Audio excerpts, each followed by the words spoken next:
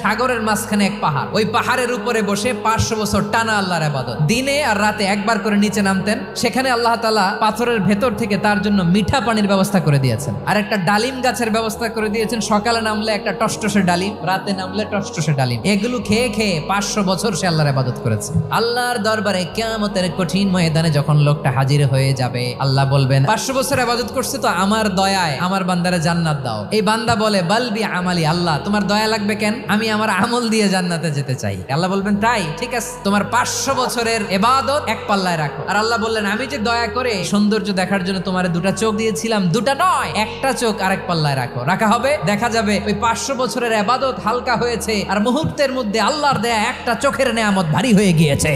ফলাফল দেখো, হিসাব বলে তুমি এখন জাহান্নামে যাবা, যাও এবার জাহান্নামে যাও। এবার লোকটা কাচুমাচু করে বলে আল্লাহ এবার আমি বুঝতে পেরেছি তোমার দয়া ছাড়া দুনিয়ায় কেউ জান্নাতে যেতে পারবে না।